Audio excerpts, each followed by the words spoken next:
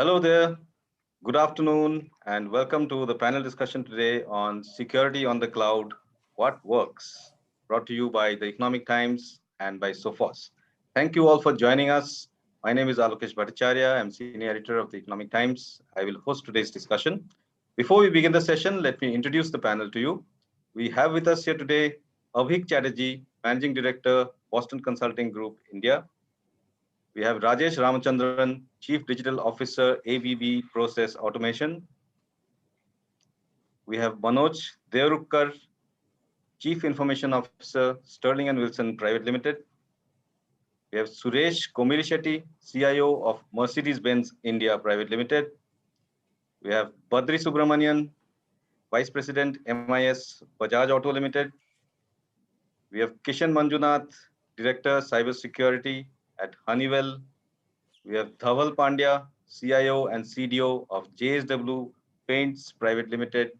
And we have Paul Murray, Senior Director, Product Management at Sophos.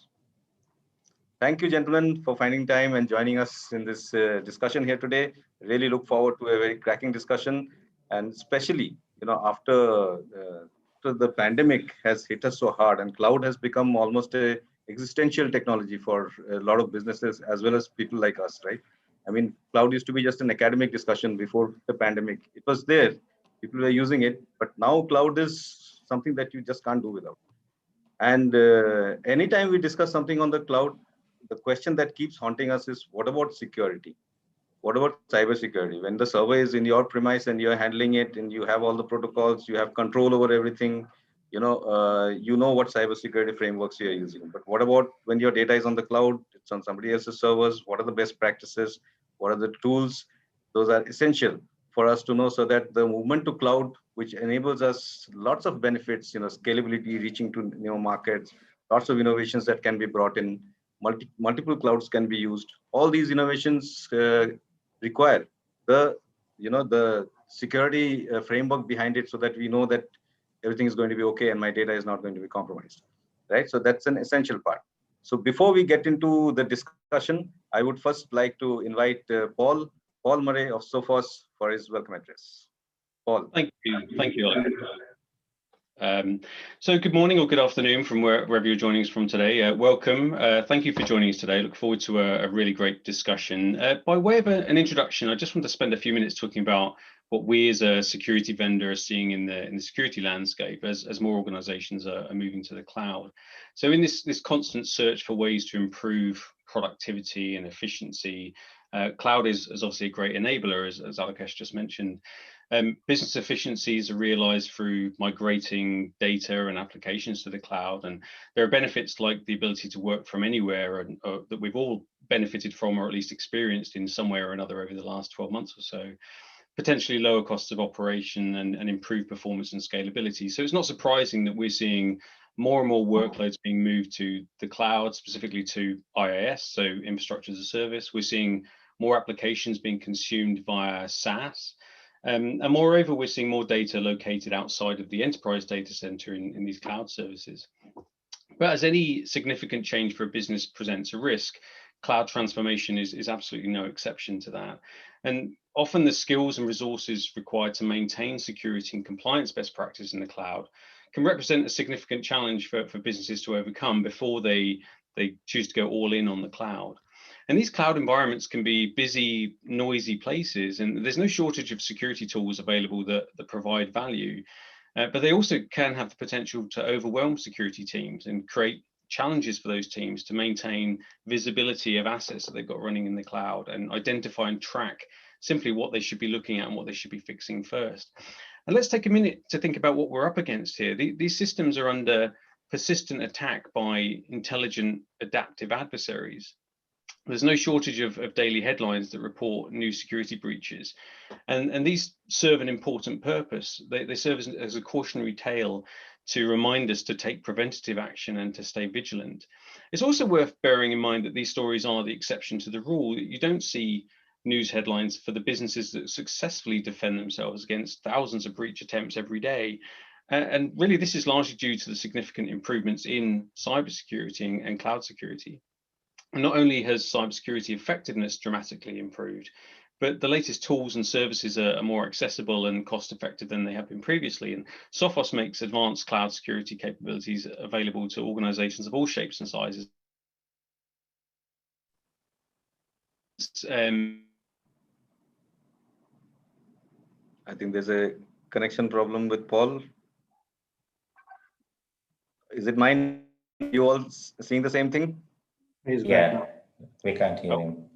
Can you hear me now? Paul, yeah, you're back. Yeah. Yes. Okay. Apologies for that. It must be a connection issue. No worries. I'll continue. Hopefully you didn't lose too much of what I was saying there. So we're seeing that attackers have shifted their approach from traditional kind of automated malware to a more comprehensive approach, automation with hands-on operation. And so while those initial entry attempts are still very much automated with phishing and exploit attacks, for instance, once a foothold is gained in a customer's environment, many attacks then become human operated, and the goal for the adversary is to stay quiet and stealthy. And best way to do that is actually to act like an employee, to use local tools and local devices and emulate typical traffic patterns to remain unnoticed. So this is why we as a security vendor are seeing a shift from IT security management to security operations. And we think that gone are the days of a set it and forget it security policy. As adversaries are moving to a more hands-on keyboard approach, IT security needs to do the same. We need to hunt and detect suspicious behavior and events before they become a breach. We need to look for leading indicators as opposed to incident detection, but which may be too late. Even the stealthiest of adversaries will leave breadcrumbs, and we need to follow that trail to stop attacks early in the process. So moreover, we need a security system that combines automation and security operations to provide a unique feedback loop where security system can constantly learn and improve. So as you move to the cloud, you need to consider new threats and vulnerabilities. You need to think about how you're going to combine proactive and reactive approaches using cybersecurity tools and security operations as a system. So organizations now having to work out how to protect the data that is no longer within those physical boundaries. And now we're in a world where a simple misconfiguration of a resource in a cloud provider's management plane could inadvertently create a security hole that exposes an organization's data. So again, looking forward to the discussion this morning. Again, welcome, and Alokesh, back to you. Thank you. And the reason Paul refers to this as morning is because he's joining us from the UK, where it's 5.5 hours behind us, and it's like 10:30, 11 a.m. in the morning. And good morning to you, Paul. And thank you very much for that welcome address.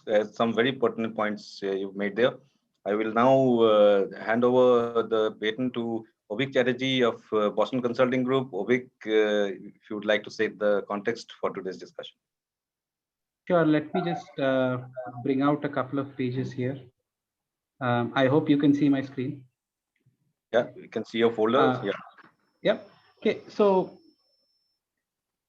I think before we look at tomorrow, I thought it would be extremely useful to just wind back 12 months back. In fact, this was, we were actually discussing with a large client of ours on future scenario mapping. And this was a mix of public and private clients. And we were looking at what could change in 2050. You look at a few markers here, and obviously the conversation here does not start with cloud or security, but it really looks at broad macro factors around people, life expectancy up to 140 being the average, drastic change in weather patterns, obviously our ability to then be wind, etc. And then on the economic side, there are a few markers that you clearly see here. 12 months down the line, one thing is for sure that this possibility of 2050 will most likely happen by somewhere around 2030.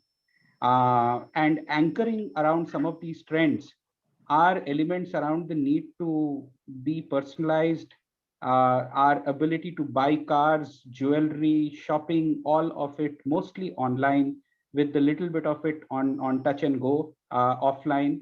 We don't know if we'll ever get to a second phase of lockdown in India, but time will only say how the things pan out. But long story short, I think there are few things that we control in our hand in terms of our IT landscape or the OT landscape. There are a bunch of these 4 levers that we do not. but these are heavily driving the way and the nature in which the adoption of cloud security and, more importantly, pervasive data is being driven. I thought it was useful to share with you because these are really about drivers that are impacting us. And as each of you here in the room, in your capacity as heads of business, heads of technology, or heads of digital, whichever way you call it, these are waves that will hit you sooner than later, and bracing up for it is important. To a more pertinent topic of here and now, I think if we look at more India as a geography, and Paul, apologies for making it slightly, if I would say, more contextual to our landscape. As per latest reports, after Japan, India and APAC is most prone to any kind of cyber attack. Obviously, players like insurers and banks face the brunt of it, but manufacturing entities, and I do a lot of my work in manufacturing oil and gas industrial goods, come in next at almost 40% of them being prone. And it is largely driven through what we would say as because of connectivity, convergence, and integration, right? At one end, we just want to be a very integrated ecosystem. We want data to be flowing everywhere, but then we also want to avoid any kind of security outage. You can't have the cake and eat it too, right? Always. So if you look at the graphic, there are two elements. One is around 2/3 of our exposure, especially on the manufacturing side, and I know many of my worthy colleagues here represent the manufacturing world, are just purely because of the kind of OT infrastructure that we outline at, be it our SCADA, the PLCs that we operate, and largely through networks. So that itself is becoming hugely, hugely risky. There was a research we had done end of 2019, wherein we actually looked at all the likes of ABB, GE, Honeywell, etc. And what we found out was roughly 250,000 internet accessible ICS threats exist, which means as a large OT player, you could essentially be hacked in from internet sites or through webs, because that's how the way we are orchestrated. So if you're a large refinery, if you're a grid, if you're a player, we are at risk. And what it means is, as we look to grow our periphery, we also need to have a very seeded thought around how do we stop and how do we protect. Last but not the least is a very interesting graphic that you see on the right, which talks about the entire ecosystem effect, right? This is for a classic chemicals player, wherein the inner blue circle is about really my core business. So it's about my chemicals business, for example, gas. I would also grow it to a set of startups, etc. But then the blue and the lighter green ring outside are really about my broader ecosystem, which is I am today exchanging a whole bunch of data, could be my vendor data, supplier data, risk, etc., which a bunch of suppliers. More importantly, I'm also opening up to a larger world. It could be bodies, insurers, industry affiliates, etc. And each of them demand data, demand interaction, often online and offline. And hence, the net of security, just so that we understand, does not stop within the premise of our organization or the company or the employee. Often it is just too pervasive enough for us to for us to contain within the remit of something like an SAP or an Oracle or any application within our IT landscape. So before ending, my humble request to all of you would be to not only look at cloud and security in your silo, but also look at it from a holistic perspective, because today's attacks are not happening only from within. Most of them are happening from outside. So with that, Alokesh, back to you. And thank you so much to Economic Times for having me, and pleasure to be on this panel as well. Thank you very much, Abhik. That was a very nice kind of perspective. And, really, from combining from what Paul said and what you said, one of the things that resides in my mind is that ultimately, while we are dealing with, like you said, a lot of external stakeholders and data is being exchanged. So it's not only a question of protecting data that is in your cloud or in your organization, but also data that is going out or coming in from outside, right? So a lot of security systems need to be built in to handle those. But social engineering, I think, remains one of the largest, still one of the most softest areas of attack, right? And when you talk of employees, Paul, right, employees are, like me and you, and anybody can just pick up a phishing email and click on the wrong link and you're dead, right? The whole organization is compromised, and especially data on the cloud. So we'll have to work with that. Now, my question, just a small point to the audience that's joining us here, and the numbers are rising as we speak. Remember that if you want to ask questions to the panel, you need to put your question in the Q&A tab that you can see in your control panel. Most of the times the control panel is at the bottom, so you can see it there. Any questions you have for the panel, you can put there and we'll take them up. And if there is time, we might even connect with one or two of you to get you live here to ask the question to the panel. Okay, so, and we will ask some questions to you also. So let us begin the panel on that note. The panel discussion, the first question before I go to the panel, let us have the first poll of the day. Can we have the first poll, please?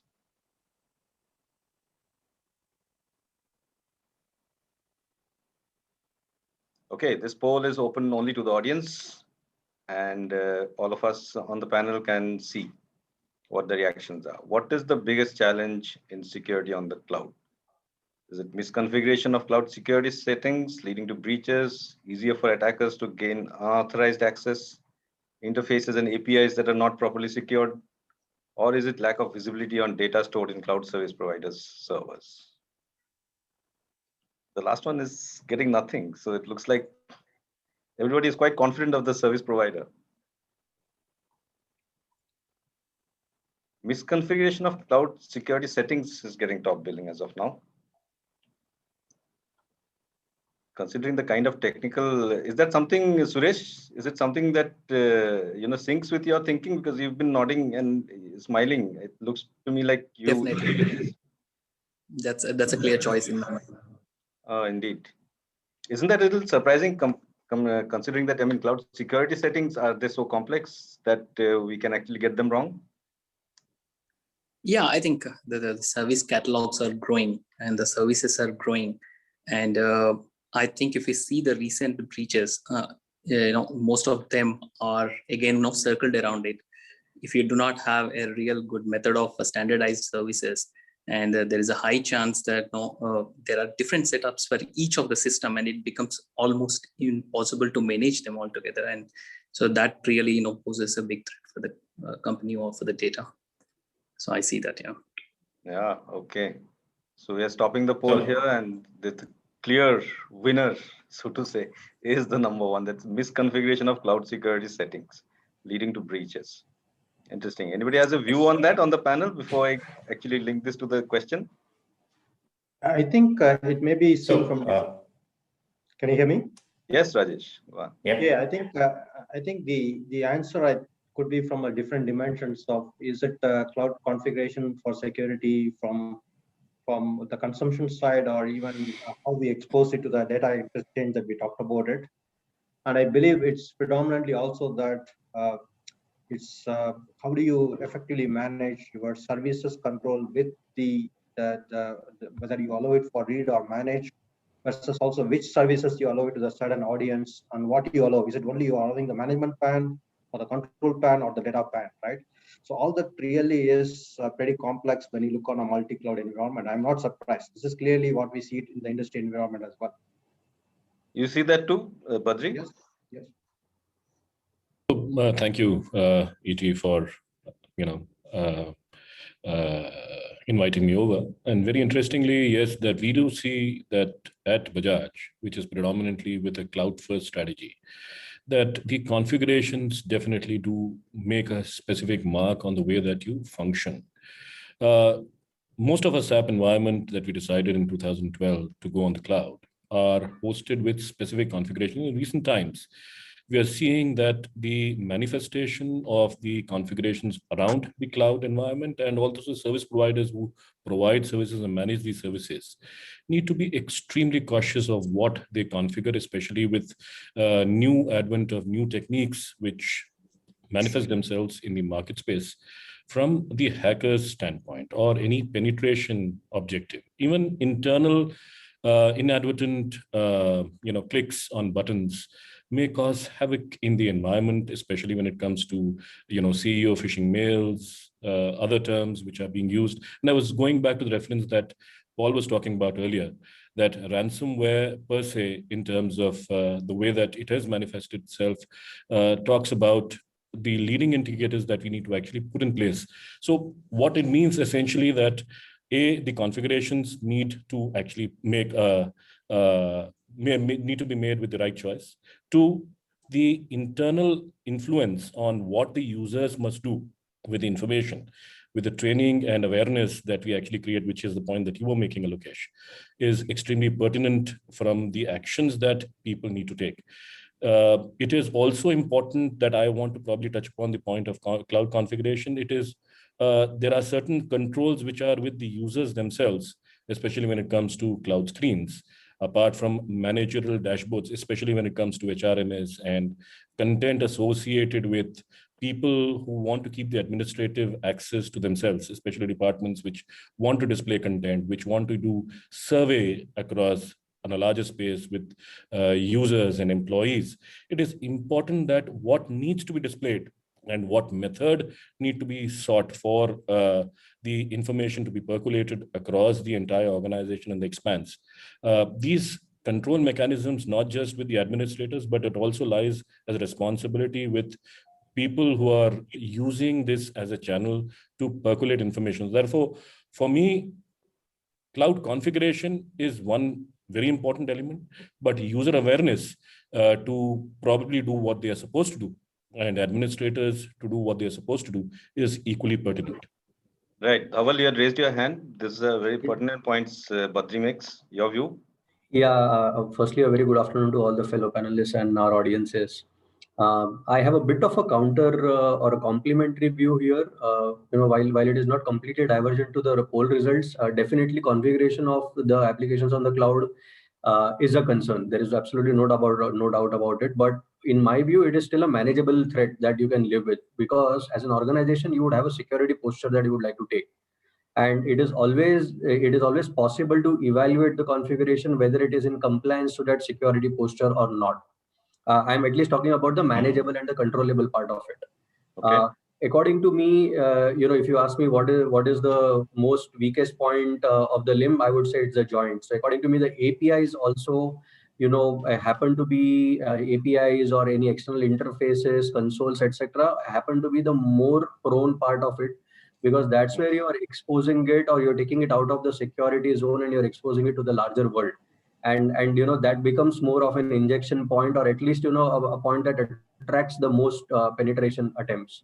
So how well you are safeguarding, and more importantly, with things like IoT coming in, where you have unmanned access is being done to your applications, how well you are managing the 3 A's, which is the access, authorization, and authentication of your security posture, and how well the framework is put in place to be able to give what is required at what point in time and to whom.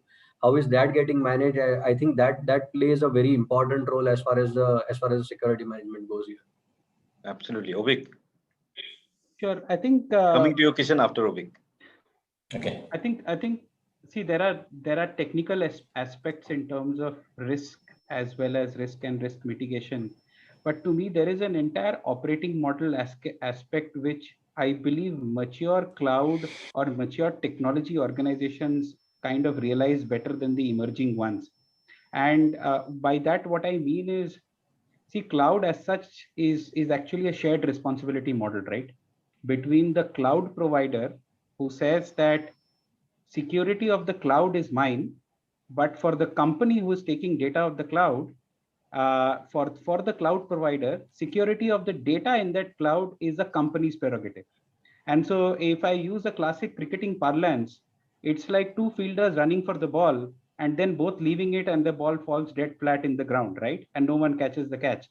So this is the real problem of cloud, wherein people who are making configurations or APIs, or from a technical perspective, are then also blindfolded by some of these operating model nuances, and that really catches them off guard, because then you take decisions. It's almost like cloud today is a classic elephant topic. Depending upon where you approach it, you either grab the tail, the leg, or the head, but then unfortunately you very soon realize that there is an entire part of the body that just needs a different picture.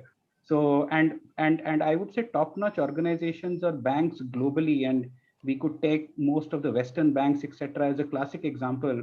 Those who have first moved to cloud and then now to more multi-hybrid models, they have kind of understood that what it takes to really perfect this recipe and also run cloud in a cost-effective manner, because there is a double whammy of risk, cost, and then operating model that can be too difficult for companies to manage.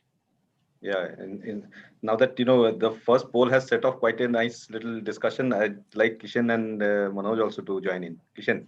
Right. So my thought is more in line with what Dhaval was talking about. So misconfiguration could be an issue, but it's manageable. So we come from at least in Honeywell, I support the product offerings, the SaaS offerings on cloud, and we have developed reference architectures, baselines, automated a lot of these configuration checks and put in change control management in place with privileged access to make any kind of configuration changes, right? So it's all driven by our baselines, it's automated, and we manage the change control. But to what Dhaval was alluding to, we do have APIs, we have a lot of endpoints, and that's what our major focus is on protecting in terms of, we do a lot of vulnerability assessment and penetration testing at the network level and the API level, all just to ensure that all the attack surfaces that we have, we test it to a pretty detailed BAPT kind of a model. So configuration is a challenge, but then it is something that's manageable. But a lot of it is to do with once you move into the cloud, you're now opening up your attack surface, and you need to ensure that you have practices in place and you have you're using tools and methodologies to ensure that those things are protected.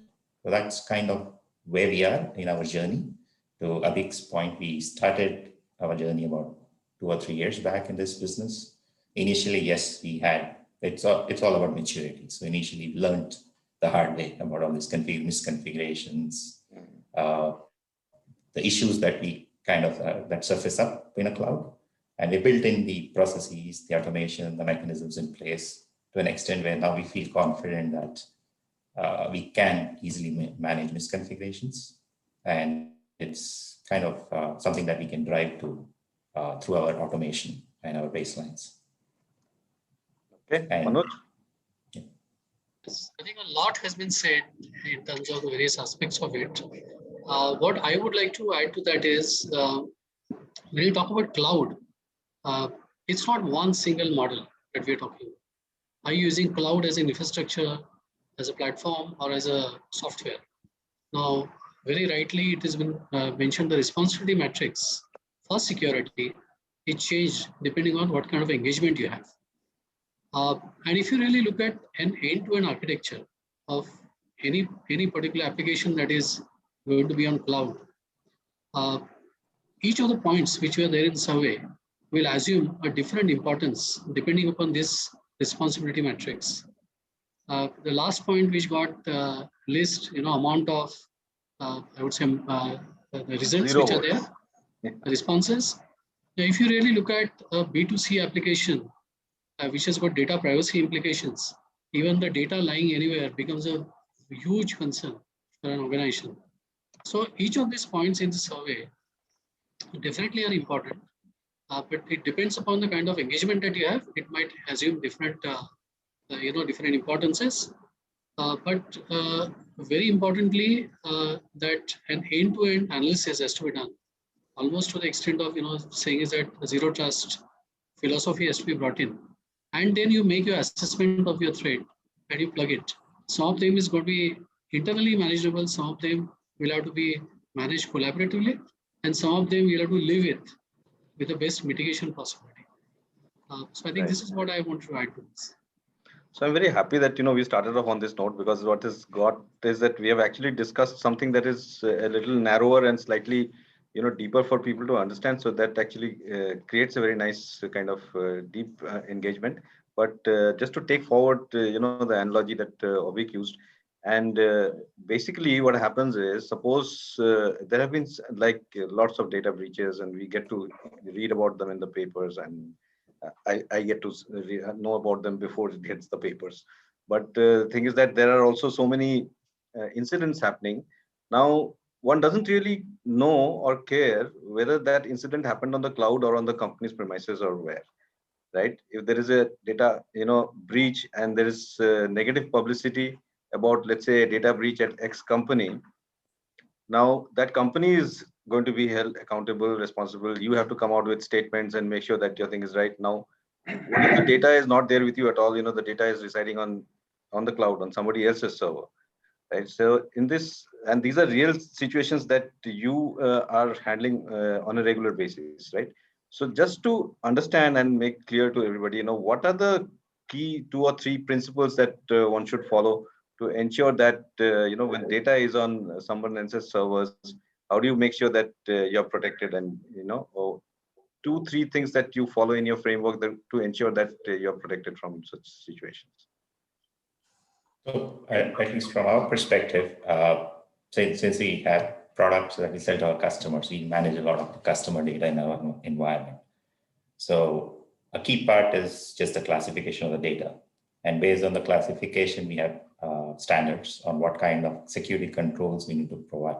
We need to provide around that data protection. So it's around encryption, encryption at rest, encryption in transit, access control, like who can access the data, access logging, periodic reviews of that access logging. And in the cloud, especially, a lot of it is around key management, like who owns the key, how do you manage the keys? And depending on the classification, like let's say it's highly confidential data, we also get into an application level encryption to ensure that the data is protected. And when it comes to breaches and incidents, we do have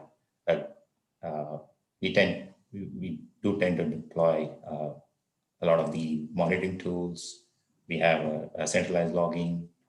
A SOC is important in this case, expanding the traditional SOC to also address all these cloud-related risks. So those are kinds of the practices that we put in place to protect the data, because everything that we do, like we basically deal with IoT data, and in some cases, customer PII, it could be healthcare data, or it could be just your asset data or your efficiency data, a lot of data that the customers think classified as confidential, and they expect us to have all those controls in place, right? So a lot of what we do is around data, and data protection, data controls is the key to adopting the cloud, and the kind of cloud service provider you adopt or you engage with, the kind of SLAs you have with the cloud service provider, all that comes into play. Right. Yeah, if I can just extend what Kishen mentioned, see the billion basics that are needed for from a data protection as well as even the cybersecurity overall is all the 4 pillars of protect by design and implementation, which also includes some of the things we talked about, configurations. Then looking at how do you monitor continuously and optimize it, because there's a cost involved as well. And finally, how do you react as well? Many times the challenge is how do you react, right? Because today there is a customer that is a very large oil and gas customer in the US. They have about 26,000 ports or access for different ecosystem we talked about from even the industrial cybersecurity side. This is one of the very large oil and gas company, right? So you can't change this overnight to make it protected, but you need to also have this framework of protect by design to optimize, monitor, as well as react. We need to get that first right. And of course, to have the reference architecture to classify the data from both motion, rest, as well as in transit. And to ensure that whichever is our core IP, that needs to be obviously back-to-back protected as well from the legal as well as the contracts that we have with the providers. As you rightly said, finally, it's the phase of what's happening is only the organization, but you need to have how do you react it based on what you have it in the back as well. Absolutely. Suresh, you want to add to Maybe that? if I want to add, I mean, how I think is this perception, just let's looking at the perception that, okay, is my data secure? It's just because it's outside the organization.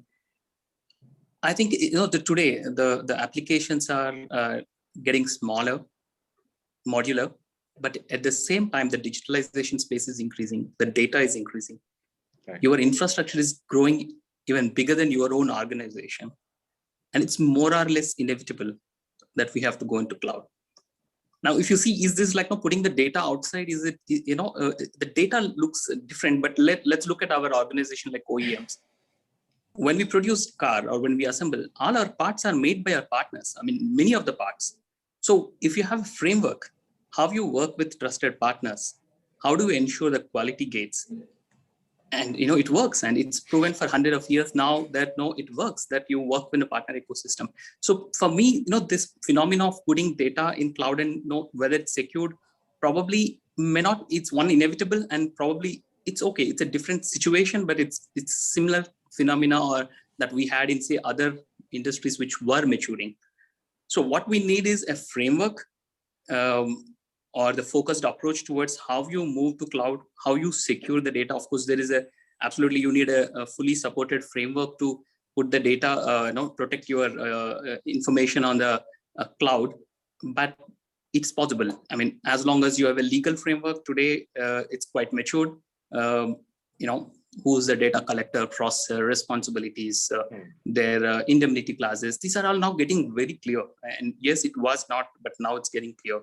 So this fear is not there. I mean, at least in my mind, I think it's inevitable and we have to go into, and it's possible, and we can do this model, replicate probably the model similar to what has happened in other industries that were maturing in the past. Okay, Abhik, you agree with that? Yeah, I think Suresh mentioned a very important point, which is, I mean, gone are the days, and let me take the example of my 5-year-old son. I mean, I can keep him at home protected from all the perils of the world, but he has to go out. And if he has to shine and be bright, he has to be a survivor and he has to fight it out. I think data in the cloud and data outside is a very similar model, what Suresh mentioned. I mean, today our competitive advantage is how quickly can we ramp up solution services from a partnerial and from an ecosystem perspective. It's not about what is the best car that Mercedes-Benz can make. It is really about what is the kind of solution infrastructure or service model it can orchestrate. So from that perspective, I think leadership teams needs to understand that the journey of solutions is anchored on cloud, and it needs to happen differently. Secondly, I think this is where I think traditional businesses need to be different and think like almost and work like almost what NASA works. So NASA has got a facility which is called IVNV, which is Independent Verification and Validation, because I don't think there are many companies who would hold the kind of data that NASA would, right? In terms of how it would be considered as confidential and if I would use the word secretive. So from that perspective, it is always prone to risk, always prone to be hacking, but the point to be hacked. But the point is NASA uses a proactive mechanism wherein it itself tries and puts a team that is trying to continuously hack the box so as to try and keep the perimeter as solid as possible. I think that is the kind of mindset that also organizations need to get in, wherein we know it is risky, it will continue to be. The more you want to get into marketplace and expanded markets, your risk will increase. But then what are you doing to contain that risk? I mean, you can beat your forehead and say, okay, it's very risky, I won't do a product, but that then plays to your disadvantage. Correct. And maybe Abhik, if I can add one last point, just to add to what Abhik said, that's perfectly said. So, now the cloud is not just about cost saving. It's now about your revenue growth. It's about your customer delight. And we have to enter into that space. Now, when you go there, these are the benefits. When you see the view that we have to take is like any venture, a new venture. When we start, we do have risks, and as long as you have a framework and the protection, and you have a what you call calculated or calibrated approach, we have to all go for it. If you believe in it, you need it. Take the calibrated approach, of course, very, very, very carefully.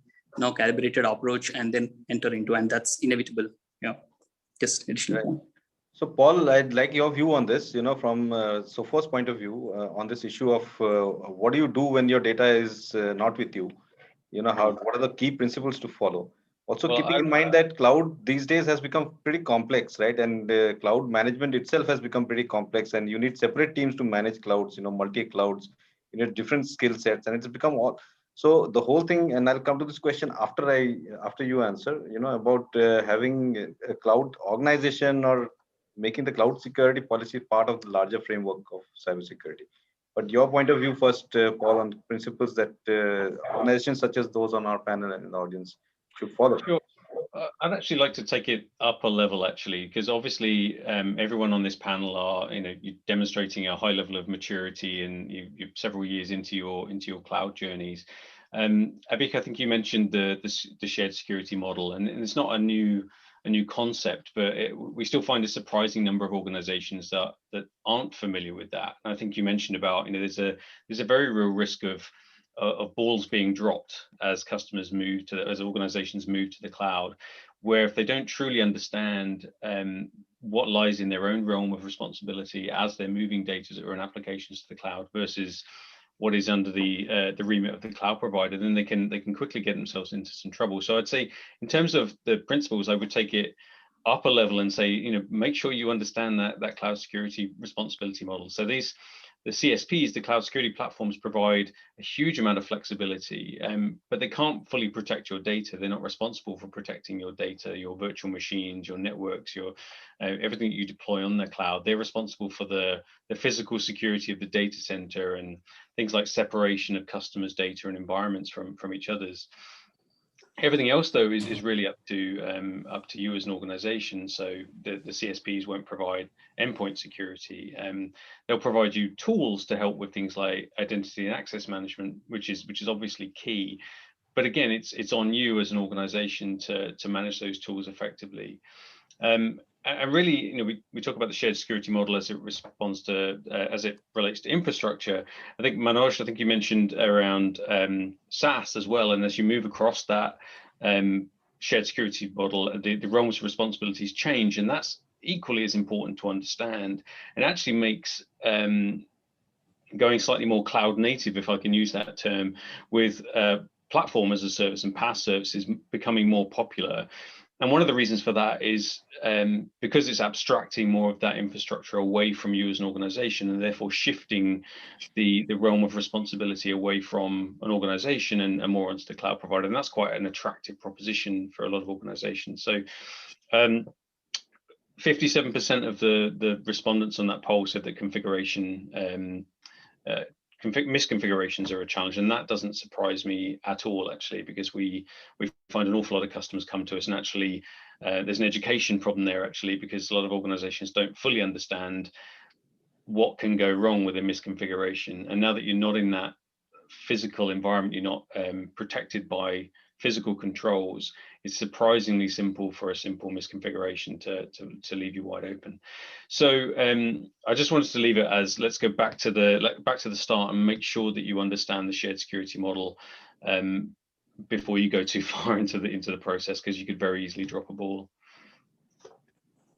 Yeah. So just to add, and precisely the problem that Paul very well articulated, right? That when you talk about security, possibly the realms are not getting defined well. I think that's where models like SASE are coming to the fore, where they are basically looking to provide a more comprehensive approach to security, which says that, okay, I'm not worried about from where the application is getting access and by whom it is getting access and in what manner it is getting access, but I have a security posture defined. And I want to ensure that I don't want my customer to have different point solutions which are looking at pinpointed issues, but provide a more holistic approach whereby it covers everything right from say internal applications to OT to endpoints. A lot of discussion has happened, and I think we briefly touched upon it, but endpoint security has become the biggest challenge today, especially with work from anywhere kind of scenarios emerging. Because you don't know what is the from where it is getting access and what kind of network it is getting accessed on. So what models like SASE are doing it, they're bringing in these intelligent components of security over the edge and into the endpoint devices, which basically ensures that what needs to be protected. And Kishen very rightly mentioned that data classification becomes important here.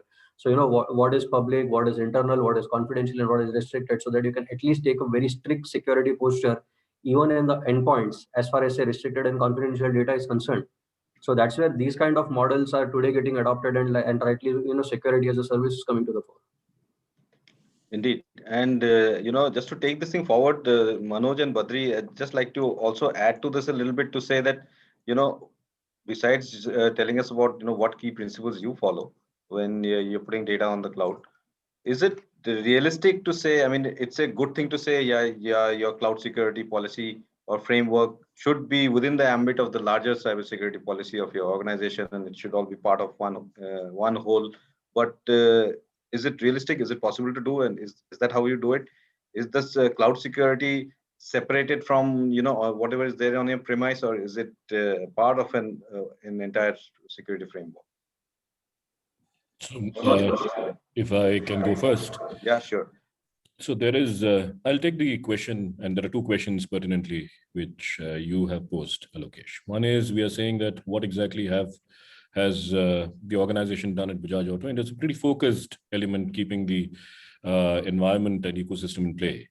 What have we designed, and what do we feel pertinent at this point in time, which is relevant for us in that sense, and that's what we feel is relevant. Over a period of time, we've emerged into this maturity.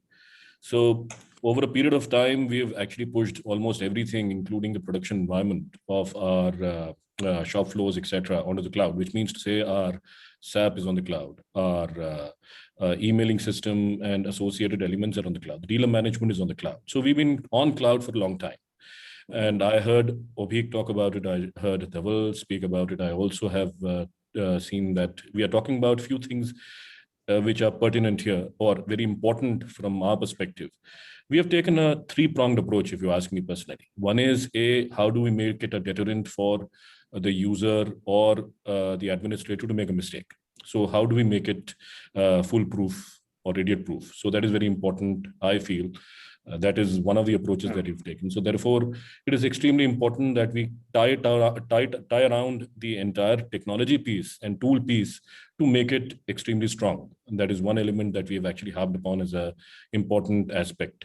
Apart from that, the policies, not just which are written that needs to be followed by every user, but also configured in the systems so that people don't make mistakes. So for example, the technology that I was talking about earlier, everyone has done password vaulting. We are talking about several pieces of element coming into play.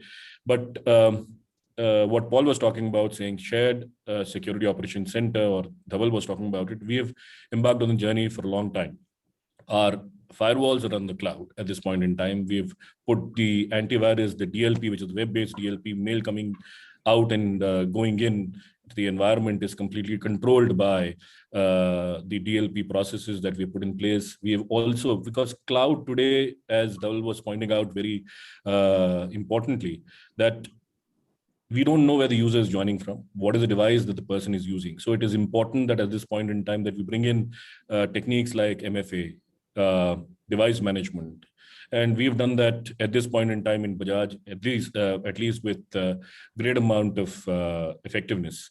So what I'm trying to say is that tool-based approach, the technology-based approach is one very important element, that we make it a deterrent and make it idiot-proof.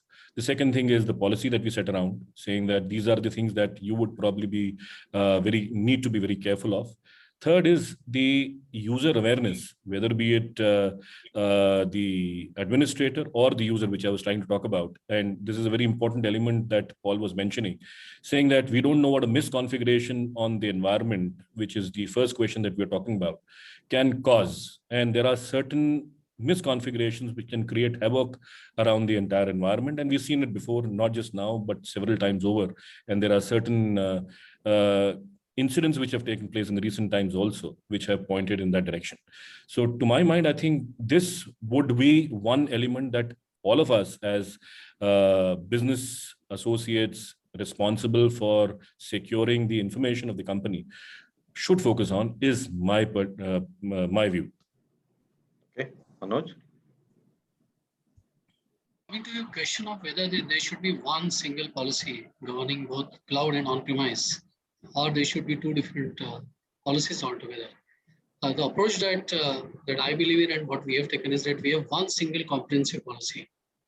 Now, this policy, it depends upon, the kind of risk that we carry, how do we really do the impact assessment, and how do we make sure that an application or an IT resource, whether it is on-premise or in cloud, actually conforms to the same level of security. So depending upon the application, depending upon the infrastructure choice that we have, and depending upon the integration layers and architecture, etc., which is there, specifically, it can take a different shape. The responsibilities can be different, but I think the basic principle remains the same. So we have an IT policy, a security policy, which actually specifies that for the cloud, how how different thing is. For example, physical access to the data center is not relevant. As much as you have on premise, where you are personally responsible to make sure it is all taken care of. Well, the moment you put it in cloud, you got a tight contract with your cloud service provider to make sure it's fairly secure. So it's a single policy, but depending upon whether it is cloud or premise, it can have a more detailed SOPs which are associated with it. Okay, that's interesting. And in your organization also, Manoj, like there are multiple companies, right? So there is also a question of who's adopting which kind of cloud, right? So we would, if you look at conglomerates, like for example, yourself, right, where you have so many different businesses. JSW has multiple businesses. JSW Paints is one of them. So for yourself, like there's Sterling and Wilson, there's Shapoorji Pallonji, and there are many other companies, right, in that group that you have. They all have separate individual cloud systems and their own security protocols, or is there an overall kind of a global COE that you have to take care of it? I think it's a very interesting question. So as a group, we do not enforce, very strict guidelines in terms of choice of technology or choice of platforms which are there.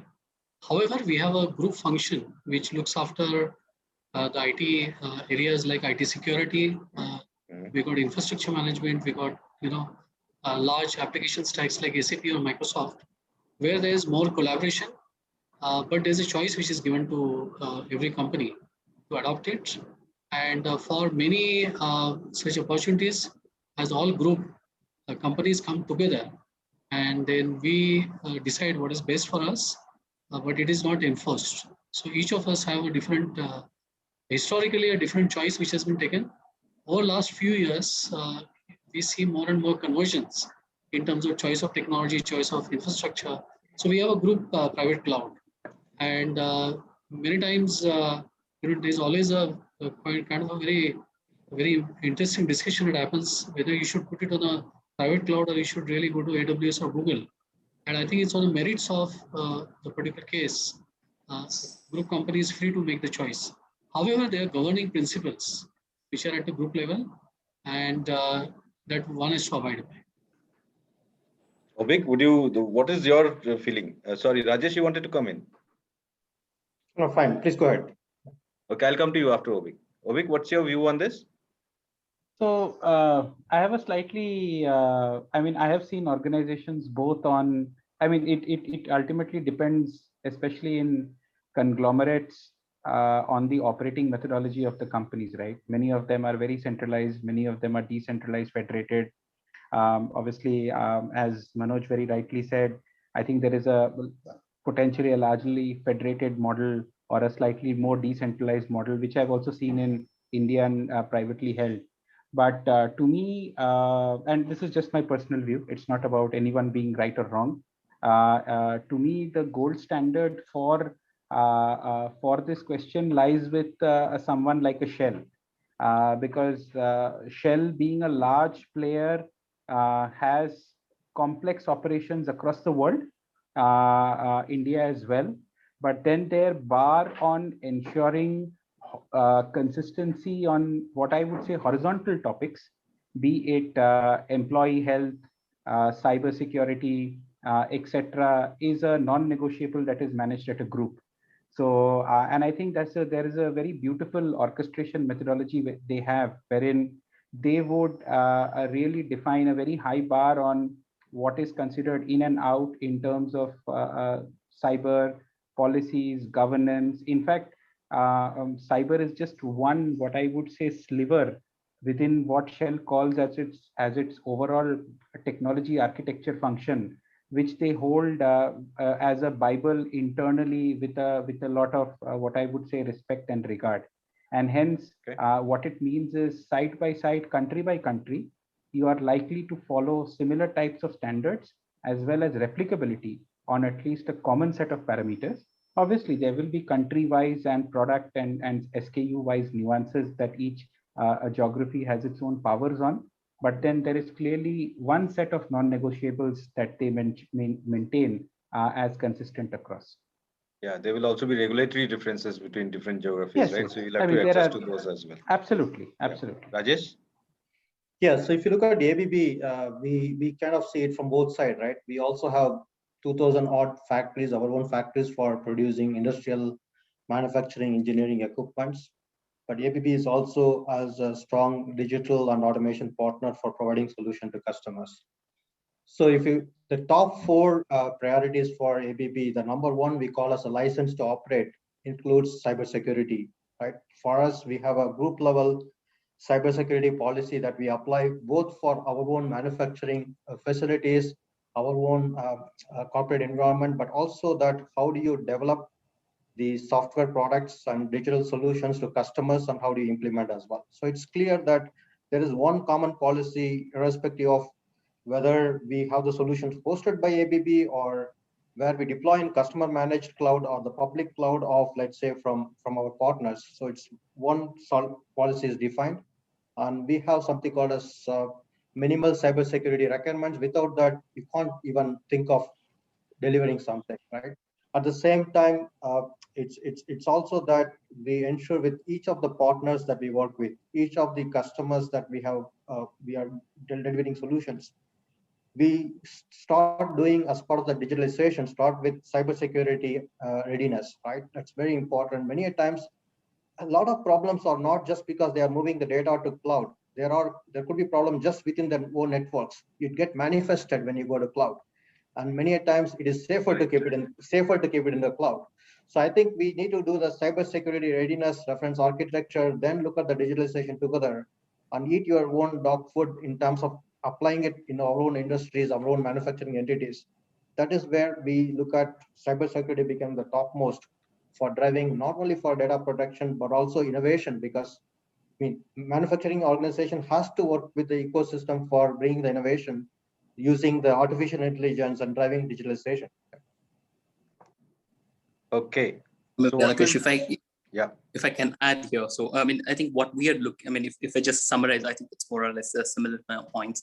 But if we want to summarize, so what we are looking at is, so we need, we all acknowledge, we have a risk and the space is too big. We cannot protect everything. So the approach for us has been the focus. And honestly, we say after Corona, we started talking about refocus. So when I say what's focus or refocus, it's like this. So first we focus on few cloud providers.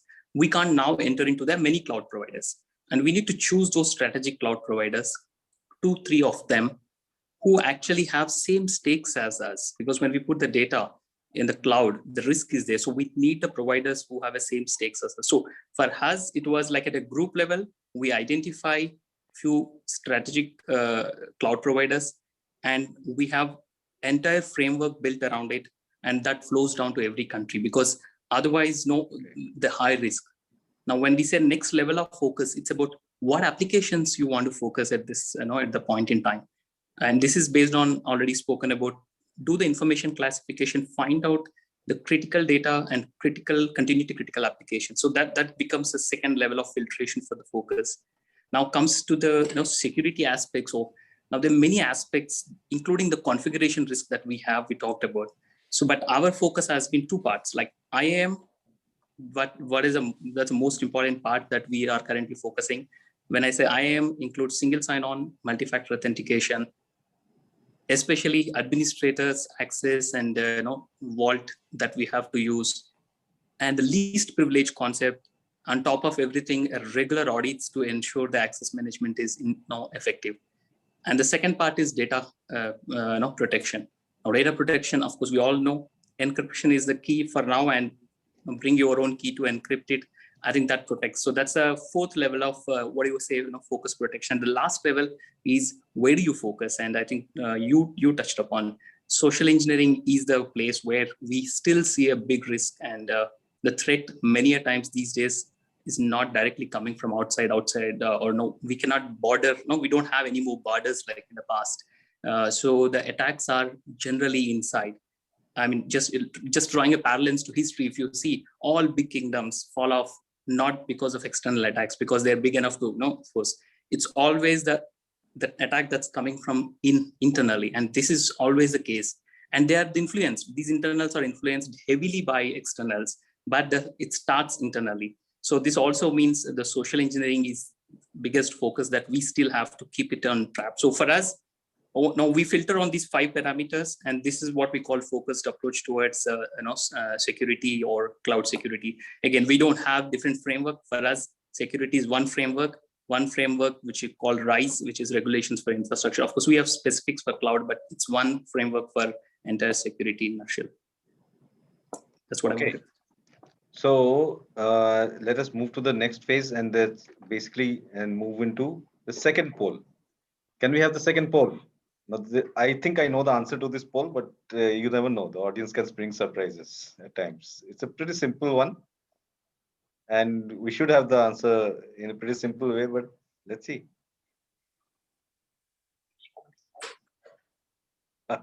Hybrid cloud is also getting some votes. Oh, it's going over public cloud. What do you think of that, Paul?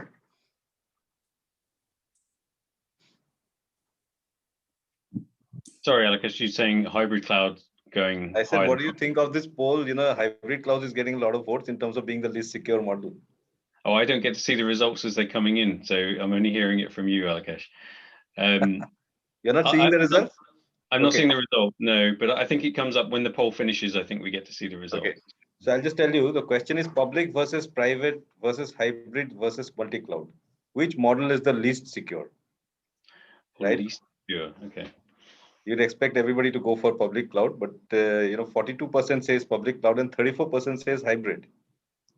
And that's where the trick is. That is why I always like to ask these simple questions that seem no-brainers, but then the answers that come from experts, they give a slightly different picture. I think in terms of why that might be the case and why the opinions are kind of swaying towards hybrid cloud, and I'd be interested when the results come up to see how multi-cloud comes into this as well. I think when you're mixing those approaches, oh, here we go, you can see the results now. So 35%. See now? Yeah, we can see it now. I was expecting a kind of overwhelming vote for public cloud on this. I think though with hybrid cloud and multi-cloud to a certain degree as well, and this leans back to something we were talking about recently as well. You can't be an expert in all of these different platforms. It's very difficult to be that unless you've got an army of specialists in different cloud platforms. And this is why, and I think we're going to get onto this in a short while when we talk about multi-cloud and consolidated tools.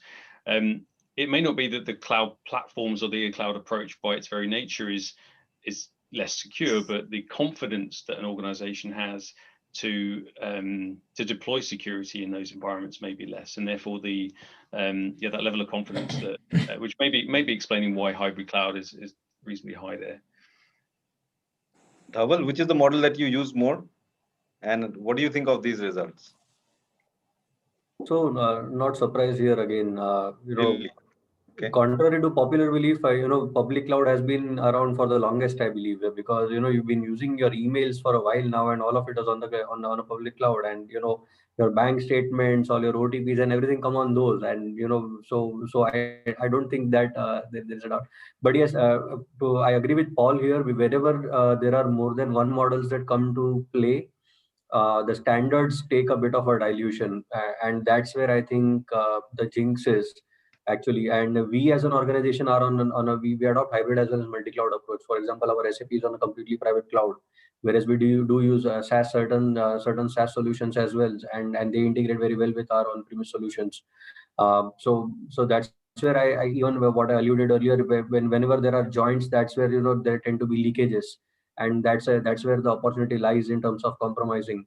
So I am with the poll here, Alokesh, and my opinion is in sync. Abhik has got a very right smile. Abhik? No, I think I would tend to agree. clearly that public cloud is, I mean, by a small factor, is slightly more risky as compared to the private one, and that is only because of the fact that, I mean, the access to my box versus where the cloud is travels through a wild, quote unquote, wild terrain that I don't know where it comes from. The advantage in private is I just know that the pipe connects from A to B, or the joints, as Dhaval said. So I just know that the joint and the diagram of the joint moves from box A to B, and there is a better physicality view of that. Versus in public, it's like the front of, it's like the face, but then I don't know where the back end is. So whilst there are checks and balances on the back end side, I think the risk is obviously marginally above than what it is there. But today there are enough and more players who are also trying to ensure that public cloud is safe to negotiate and navigate based on the kind of data that you have and the kind of certifications that people put in place. So it is not as bad as it is deemed to be, but it is definitely slightly more riskier than the private proposition. But at the end of the day, both are prone to cyber hacks and attacks. So it is not that private by a long margin is more safer than the public one.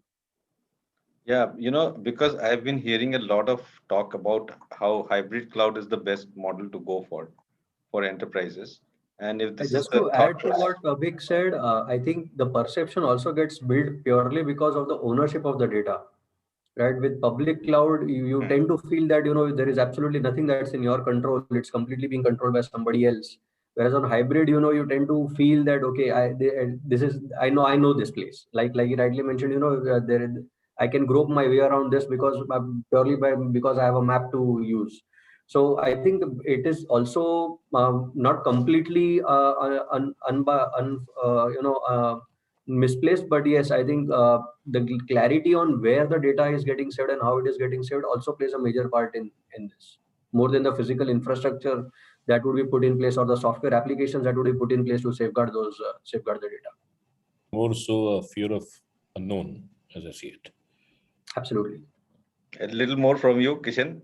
Just wanted to understand also, in terms of, if you were given a choice to start all over again and start a new cloud environment, which one would you go for, as thinking that this is probably the least hassle, and least in terms of, at least there is less chance of data breach?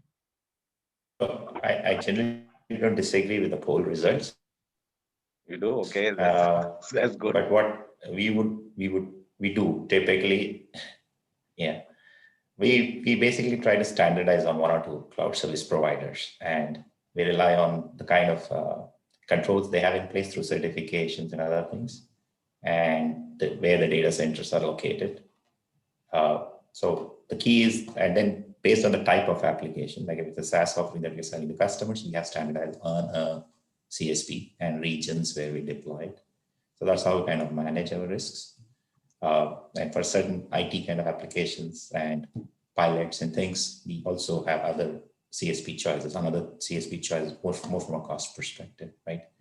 And that's how we're kind of managing our risks instead of being multi-cloud and trying to spread our resources thin across these various technologies. So we have expertise in two cloud technologies, and that's where we focus our efforts on. So that's how we're kind of managing it.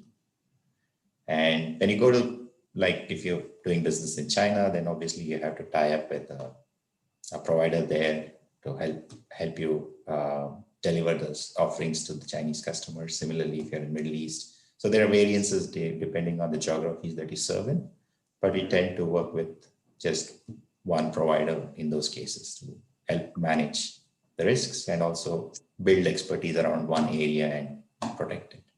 And it's possible for us to do that because in Honeywell, the security group is a centralized security group. So we define the security for across information security, product security, physical security for all of Honeywell businesses. So we drive it centrally, and businesses can then layer on top of it. So if you're an aerospace business, obviously will be driven by certain other Department of Defense regulations you would add on top of it. So that's how we are able to manage just focusing on one or two providers and building our controls and expertise around it so that we can protect ourselves from a security perspective. So basically, don't spread out too much. Don't go for multi-cloud. Focus, keep it all with one guy. But is that right? That's the approach you have? Is that the approach you would also go with, Badri? Or would you go for a multi-cloud environment? You have multiple CSPs and protocols to protect them. The way that, as I was saying earlier, that we have this perception of the cloud being insecure. So that is bound to be, that will continue to be, because it is outside our control space or controllable space. And that's the perception that we'll always carry. In an environment which has very limited players and very established players, we have few players giving you that confidence that the data which resides in their data centers, who are the cloud service providers, would be safer. Now, from a approach perspective, I think it is pertinent to see what really works for an environment.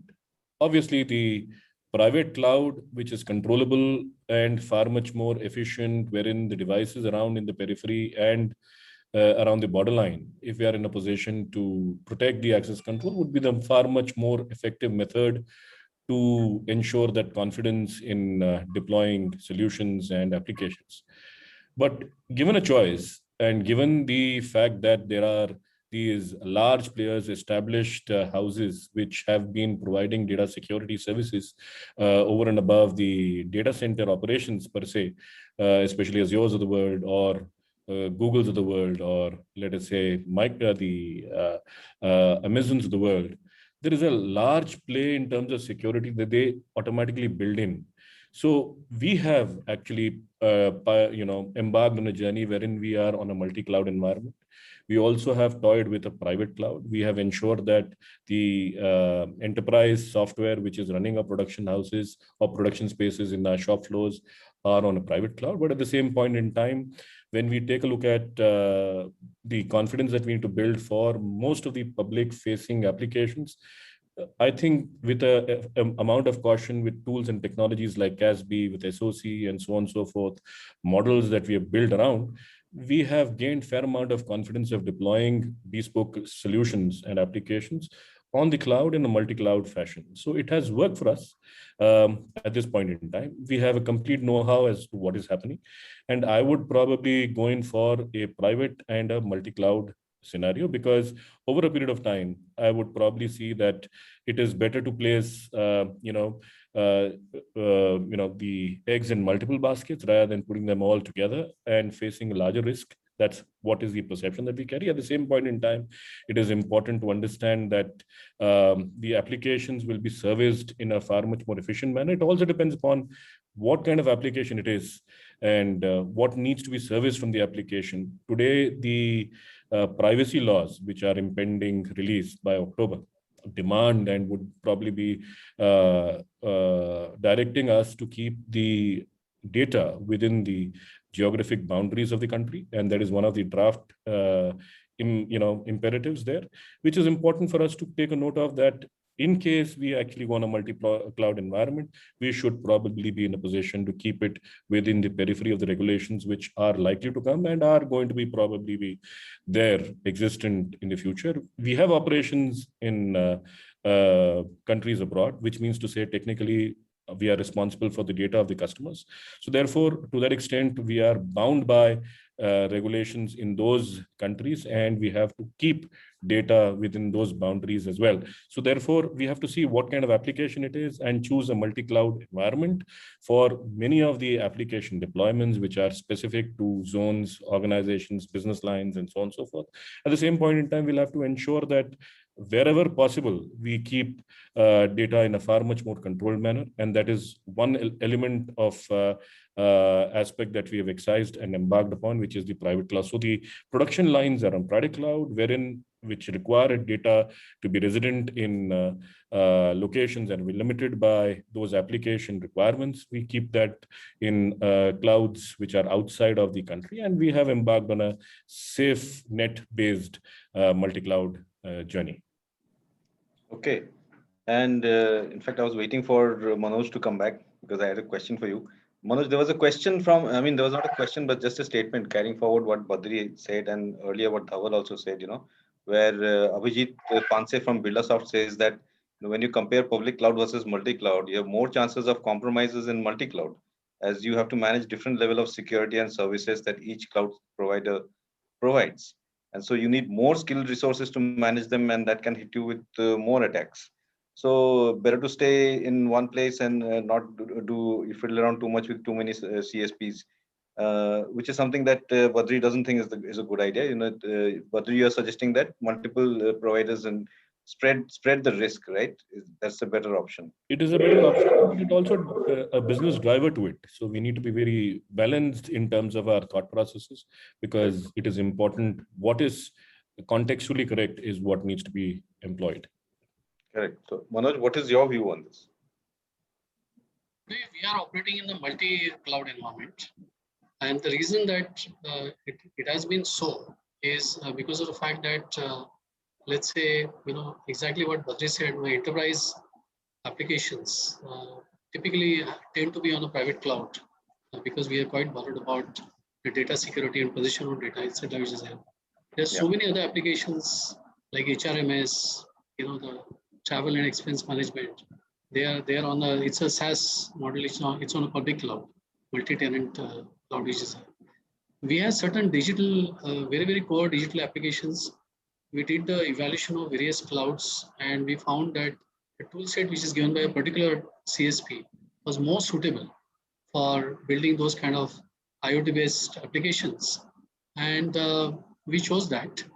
And then, and then certain Microsoft applications, naturally we found Azure to be a good fit than, than going somewhere else and, kind of doing it out.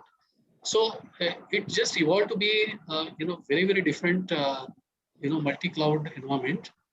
What we are ensuring is that the security standards which are being followed by each of them with a proper responsibility matrix, these are consistent. And, there are VAPTs which are being done to make sure that there are no vulnerabilities which are left out. And slowly we are moving to, security by design as a philosophy, which starts right from designing a particular application which is there. There's also one more, kind of element which is there is that moving any application from one cloud to other cloud, obviously there's a migration process which is involved, which takes, enterprise resources as risks and so on and so forth, which is there. So there's also an inertia, which unless you found something to be really very beneficial to move, either in terms of a much better security, a much better, integration architecture, or there's a clear economic model which is behind there. Usually the organizations do not really push themselves to change and consolidate on one particular environment. So I would say intuitively, having a multi-cloud environment inherently is a bigger drain on your resources and also more complication which is there.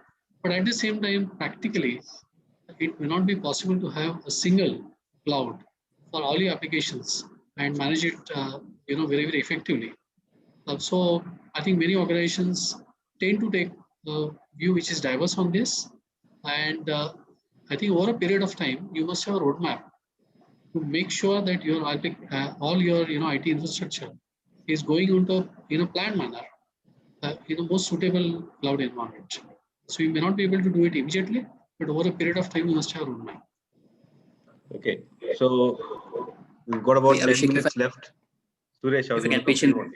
Yeah, make your point. Exactly. So I just now agree with what was said just now. I think, when we talk about the private versus public, I think I personally think public being high risky is more of a perceived value, and the difference is quite less, because in both private and public cloud, we can apply policies uniformly. So the risk difference is very, very small, but the risk is incremental, significant when we go into multi-cloud. But is it means we stay away from multi-cloud? In my mind, no, that's not going to happen. So what if, at least our approach has been, while we focus now on the strategic strategic providers, cloud providers now, it's very clear and we acknowledge we need to go into multi-cloud, but we need a preparation. So this is where currently we are in that process where we are building, or we are in the, building a framework between the consuming departments, which are mostly IT, other side, the cloud provider. And we need a framework which orchestrates all multiple clouds to the user, which can be used as a self-service mode. But then it has it has that ability to apply the standards across, the policies, standard policies across all these clouds. And this framework is essential for really moving into cloud, multi-cloud. But moving to multi-cloud, we acknowledge it's required. And I don't know if we can go away. I think so much was said. It's not practical that we get stuck to one. And none of us also want to get stuck with one supplier. No? We don't want to get stuck, lock in. So it's essential then. Indeed. Yeah, indeed. And like I was saying, Rajesh, you have raised your hand.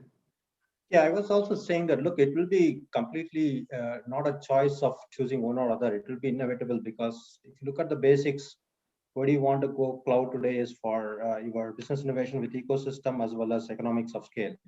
For both, based on what Manoj said in the beginning, whether we use cloud as an infrastructure as a service or a platform as a service for your digital innovation, or looking at the SaaS for bringing business innovation, based on that, you will end up in having a hybrid and multi-cloud anyway, right? Whether we know it or not.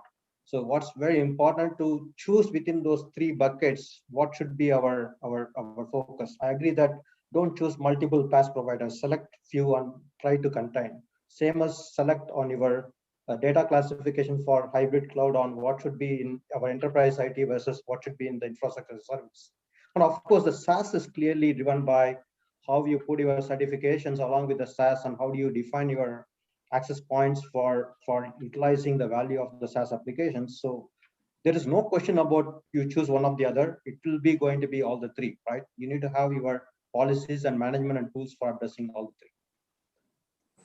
Correct. In fact, like I was saying that, we've got just about 10 minutes left, and I was going to come to you, Abhik, because from Abhik and Paul and from Rajesh, I really wanted to also understand a little bit about, the zero trust model has been spoken about quite a bit now, because access control and identity. I mean, access control is difficult enough even within a LAN, right? I try to share a file with a certain degree of permissions, and there is a whole lot of complexity that comes in. Now, access control on the cloud and identity theft, preventing that, these are huge issues. You want to just comment on that? What are the best practices there, Abhik and then Paul? So, see, I think this is this is like the answer to this question is like old wine in new bottle. Most of us would have built a career of doing large programs in SDLC, wherein we would have done the role-based mapping of people based on their business role and RACI matrix, etc. I think the only change that has happened is today that Excel has become a multi-dimensional table, and hence it is very difficult to complete it at one go sitting in a workshop for 3 hours, because the partners are so many, the risk points are so much more. Long story short, part of this answer is clearly linked to a very strong identity management, persona-based risk strategy that a company defines and identifies.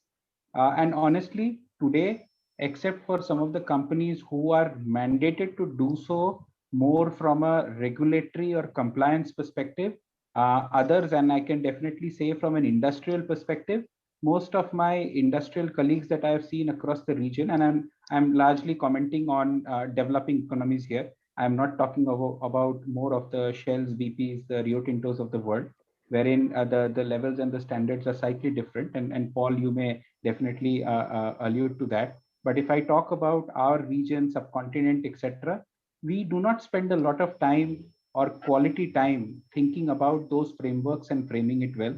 Our frameworks for risk and security and access management, identity management are still very much anchored into the traditional applications and the traditional softwares that we run and drive. But as I was mentioning, I recall also Suresh mentioning it earlier, our new suite of products and services are much more externally facing. They are including many more partner layers in there. Our architecture and risk mapping many places does not cover that appropriately. We are typically in a rush to launch a product and a service in the market, and hence it is like you want to be agile, you want to launch it, you have a business force and pressure, so you get it out. But then later, 6 months down the line, you realize that, oops, there could be 3 specific gaping holes and they could be related to certain types of data issues.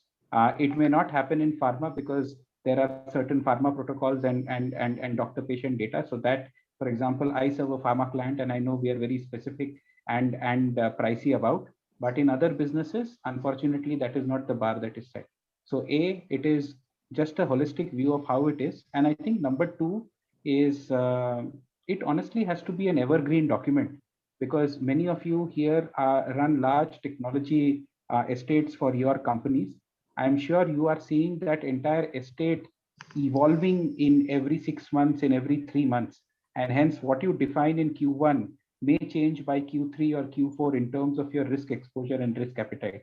And I think from a operating model and from an overall strategy perspective, there needs to be a finer refresh that happens, and obviously looking at the overall picture. Paul?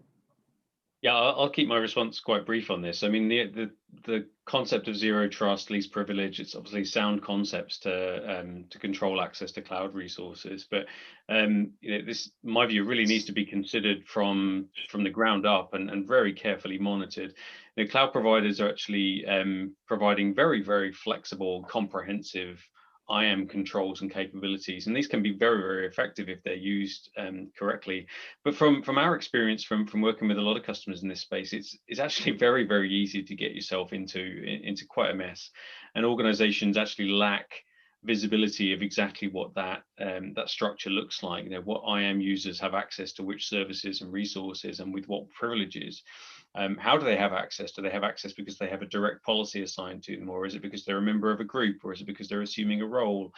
Do they need that level of access, or are they overprivileged? And then quite often the way in which an organization has structured that means that there's a potential to really things fall down like a house of cards if you make a change in terms of access privileges. So that's why I say it really needs to be considered from the ground up and then closely monitored. And this is such a challenge that there's a whole new emerging sub-market segment around this, and Gartner calls it CIEM, Cloud Infrastructure Entitlements Management. And there are new products entering the market that focus on this area alone. That's how much of a challenge it is. And just a quick pitch that as part of our cloud security portfolio, our CSPM, our security posture management solution, includes an intuitive IAM visualization tool to help you understand those relationships.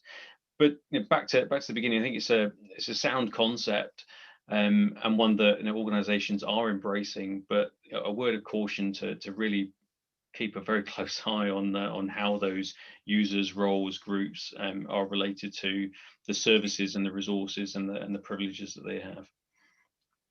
Rajesh?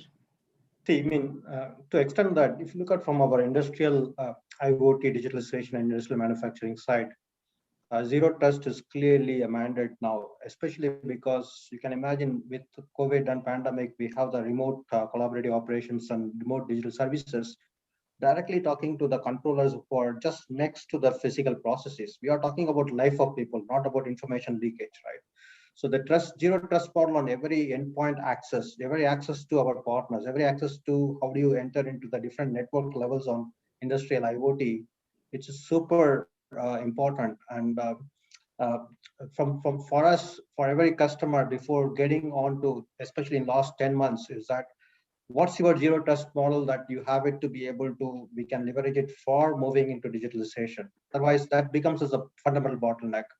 So those, it's starting from automating the configuration to ensuring your brilliant basics on malware to looking at your access points and IAM, all that clearly needs to start with zero trust of anybody who is going to access internally or externally.